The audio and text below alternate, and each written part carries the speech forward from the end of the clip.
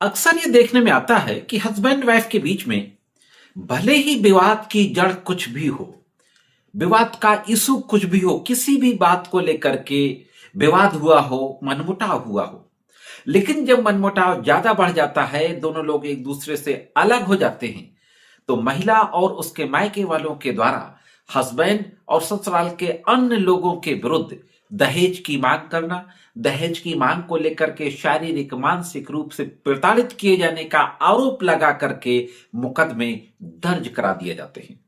हम सभी जानते हैं, मैं अपने कई वीडियोस में बता चुका हूं कि महिला के द्वारा 498A आईपीसी यानी क्रुएलिटी का जो ऑफेंस होता है और उसी के साथ साथ गाली गलौज, मारपीट, जान से मारने की धमकी, ये इस तरीके के आरोप होते हैं जिनको लेकर के क्रिमिनल केस दर्ज कराया जाता है।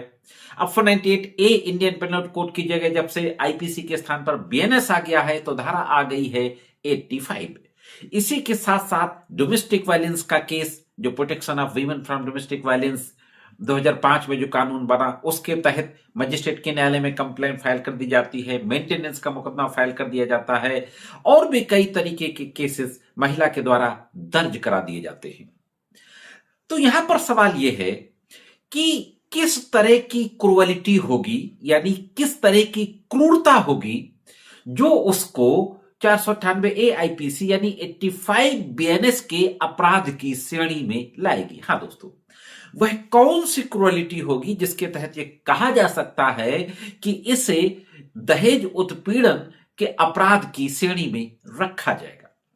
इसी तरीके का एक मामला कर्नाटक हाईकोर्ट पहुंचा और अभी 8 जनवरी 2026 को कर्नाटक हाईकोर्ट के द्वारा अहम फैसला दिया गया।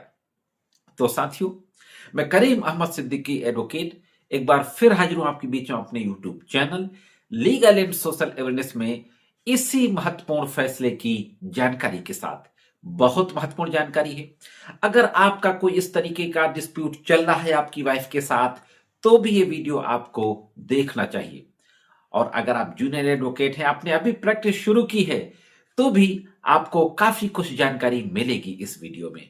तो जुड़े रहे आखिरी तक, देखते हैं कि पूरा मामला क्या था और कर्नाटक हाईकोर्ट के द्वारा किस तरीके का फैसला दिया गया। सबसे पहले हम ब्रीफ में देखते हैं कि इस केस के फैक्ट क्या थे। ये जो मामला कर्नाटक हाईकोर्ट पहुंचा, इस मामले में 25 अगस्त 2017 को शादी होती है।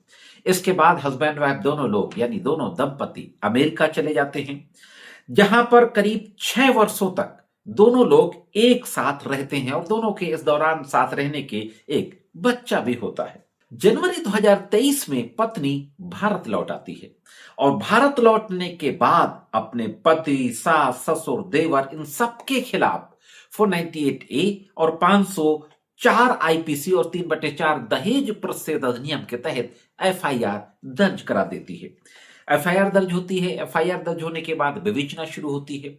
During the investigation police lookout notice जारी करती है। हाँ दोस्तों, हस्बैंड के लिए लुकआउट नोटिस जारी करती है जिससे कि वो देश को छोड़ करके बाहर ना जा सके। अब इस एफआईआर के खिलाफ जो हस्बैंड और उसके परिवार के लोग थे, 482 सीआरपीसी के तहत हाई कोर्ट में याचिका दाखिल करते हैं और एफआईआर को रद्द करने की प्रेयर करते हैं।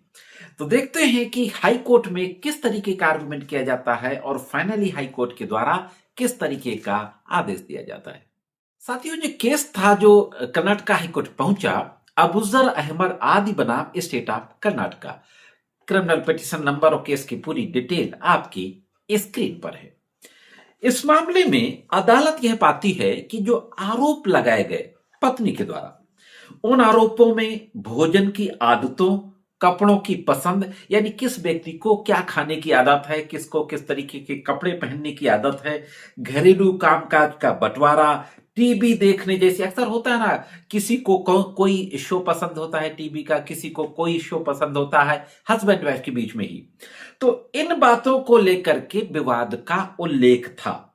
अदालत ने कहा कि ये बातें वैवाहिक असहमति, मनमुटाव को तो दर्शाती हैं, वैवाहिक असहमति और मनमुटाव तो दर्शाती हैं, लेकिन 498 के तहत अपच्छिद कानूनी क्रूरता के स्तर तक नहीं पहुंचती हैं।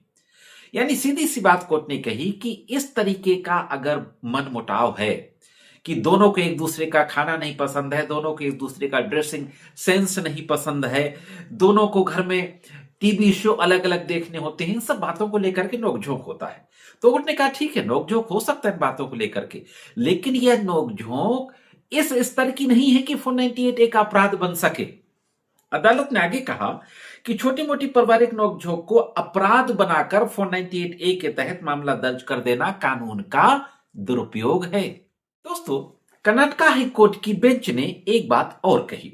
उन्होंने कहा कि ललिता कुमारी बनाम स्टेट ऑफ उत्तर प्रदेश के फैसले के बावजूद बिना किसी प्रारंभिक जांच के एफआईआर दर्ज करना और उस पर लुकआउट सर्कुलर जारी करना चौंकाने वाला है। सुप्रीम कोर्ट का यह मामला आया था ललिता कुमारी versus state of Uttar Pradesh, जिसमें प्राइमरी इंक्वायरी की बात कही गई थी। तो इसी बात को हाईकोर्ट के द्वारा कहा जाता है कि इस मामले में कोई प्राइमरी जांच भी नहीं की गई और सर्कुलर नोटिस जो लुकआउट का जारी किया गया वो तो बहुत ही चौंकाने वाला है। इन सब बातों को कहते हुए हाईकोर्ट की बेंच ने अंत में यह फैसला दिया कि ना तो दहेज की मांग थी, ना ही ऐसा कोई आचरण जो 498 ए की कानूनी कसौटी पर खरा उतरता हो, इसलिए मामले की जांच जारी रखना केवल उत्पीड़न बढ़ाएगा। न्यायालय ने सीआरपीसी धारा 482 के तहत अपने विशेषाधिकार का प्रयोग करते हुए आपराधिक कार्यवाही को रद्द कर दिया और कहा कि कानून को उपचार के बजाय हथियार नहीं बनने दिया जा सकता। बहुत महत्वपूर्ण बात कही कि कानून को उपचार की बजाय हथियार नहीं बनने दिया जा सकता। फाइनली 498 एक केवल गंभीर क्रूरता पर लागू होगा, यह बात कर्नाटक हाईकोर्ट ने कह दी। वैवाहिक असंगति या अपूर्ण विवाह पर लागू नहीं होगा। यह जहां पर हस्बैंड वाइफ के बीच में किसी बात को लेकर कोई असंगति है, असहमति है, मनमुटाव है, वहां पर 498 ए लागू नहीं होगा, केवल गंभीर क्रूरता पर ही लागू होगा। तो यह थी दोस्तों एक महत्वपूर्ण जानकारी एक और 498 ए के संबंध में। कैसे लगी कमेंट्स करके जरूर बताएं। जाने से पहले जरूर कहना चाहूंगा कि अगर आप चैनल में नए हो, वीडियो को पहली बार देख रहे हो, तो चैनल को सब्सक्राइब करके घंटी के बटन को दबाकर ऑल पर जरूर सेट कर दे। आज के इस एपिसोड में सिर्फ इतना ही। मिलते हैं किसी अन्य एपिसोड में कानून की जानकारियों के साथ। तब तक महत्वपूर्ण कानूनी जानकारियों के लिए देखते रहें लीगल एंड सोशल अवेयरनेस।